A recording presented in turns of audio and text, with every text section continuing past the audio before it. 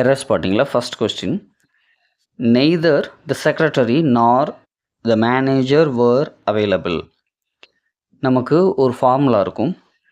ஐதர் அப்படின்னு வந்துச்சு அப்படின்னம்னா அதை ஃபாலோ பண்ணி ஆர் வரணும். நெய்தர் அப்படின்னு வந்துச்சுன்னா அதை ஃபாலோ பண்ணி நார் அப்படிங்கிறது வரணும். ஐதர் ஆர் அப்படின்னம்னா ரெண்டில் ஏதாவது ஒன்று அப்படின்னு அர்த்தம். நெய்தர் நார் அப்படின்னா ரெண்டுமே இல்லை அப்படிங்கிறது வரணும். சரியா? இப்போ நமக்கு நெய்தர் வந்திருக்கு, அங்கே நமக்கு நார் தான் வந்திருக்கு. ஸோ இது நமக்கு சரியாக தான் இருக்குது. சம்டைம்ஸ் உங்களுக்கு கொஸ்டினில் என்ன கொடுப்பாங்கன்னா நெய்தர் கொடுத்துட்டு ஆர் கொடுப்பாங்க. ஸோ அங்கே நீங்கள் என்ன செஞ்சுக்கணும்னா கவனமாக பார்த்துக்கணும்.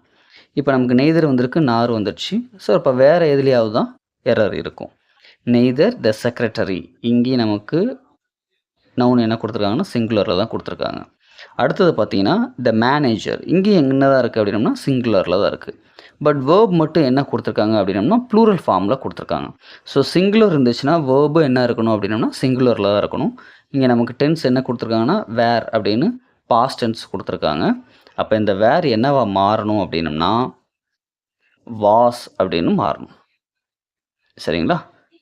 இன்கேஸ் இங்கே ப்ளூரலாக இருந்துச்சுன்னா சிங்குலர் வரக்கூடாது, ப்ளூரல் தான் வரணும். அதை கொஞ்சம் கவனமாக பார்த்துக்கோங்க. So answer, neither the secretary nor the manager was available. Second question, Kala is tallest girl in the class. இது நமக்கு சூப்பர்லேட்டிவ் டிகிரியில் இருக்குது. டாலஸ்ட் அப்படின்னு கொடுத்துருக்காங்க.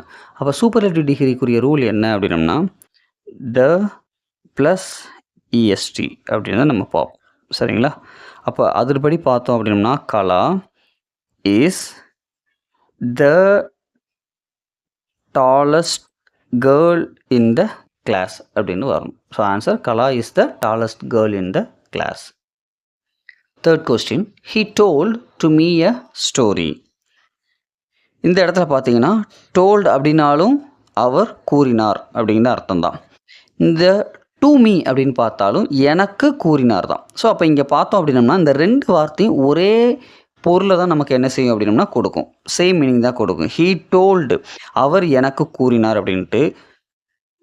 ஹீ டோல்டு டு மீ, இந்த டூவும் எதை சொல்லுது அப்படின்னா எனக்கு அப்படிங்கிறத தான் சொல்லும்.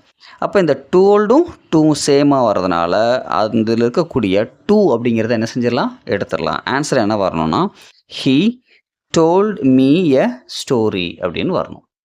Fourth question, Ramu is a honest man.